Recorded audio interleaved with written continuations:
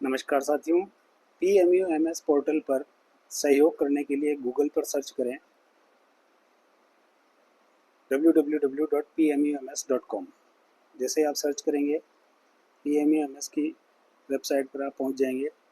यहाँ पर लॉगिन पर आपको टच करना है और यहाँ यूज़र आईडी और पासवर्ड आपको डाल लेने हैं। यूज़र आईडी और पासवर्ड जैसे डालेंगे लॉगिन हो जाएगा। लॉगिन होने के बाद ऊपर स्क्रॉल करेंगे। ये मैंने मेरे सहकर्मी शिक्षक साथी श्री शोभालाल जी की आईडी से लॉगिन किया है। अब आप देख सकते हैं कि इनकी आईडी पर श्री रेवाराम जी अलोने के परिवार का विवरण आ रहा है।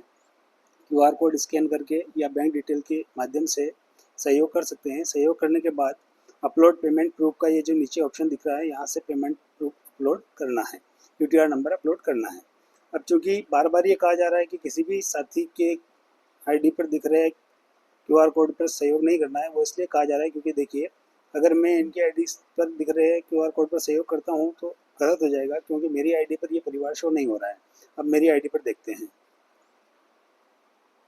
इनकी आईडी से मैं लॉगआउट कर देता हूँ और पुनः मेरी आईडी से मैं लॉगिन करता हूँ। जैसे ही मेरी आईडी से लॉगिन किया, अब हम यहाँ देख पा रहे हैं कि स्वर्गीय श्री महेंद्र सिंह जी मुवेल के परिवार का विवरण यहाँ दिखाई दे रहा है। तो यहाँ मैंने सहयोग कर दिया है। अब अपलोड पेमेंट प्रूफ पर हम टच करते हैं और यहाँ पर पेमेंट प्रूफ अपलोड करने के लिए यहाँ राशि लिखते हैं। अब यहाँ चाहिए UTR संख्या। UTR संख्या कहाँ मिलेगी? फ़ोन पे पर हम जाते हैं। फ़ोन पे में ये कहाँ मिलेगा?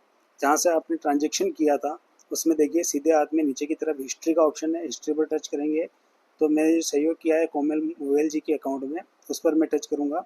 यहाँ देखिए ये UTR नंबर मुझे दिखाई दे रहा है। यहाँ इसके पास में कॉपी करने का ऑप्शन भी है। ये टच किया मैंने तो UTR has been copy to your clipboard पर कॉपी हो गया है।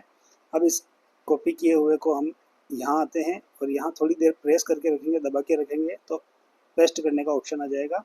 ये किया और सबमिट पर हम टच कर देंगे। पेमेंट की जानकारी सफलतापूर्वक अपलोड हो चुकी है। इस प्रकार आप भी अपने पेमेंट प्रूफ को अपलोड कर सकते हैं। तो दो बातें हैं, एक स्वयं की आईडी से लॉगिन करके ही देखें कि किस परिवार को सहयोग करना है, किसी अन्य साथी के आईडी पर दिखाई दे रहे क्यूआर कोड या अकाउंट नंबर पर सहयोग नहीं करना है। धन्यवाद।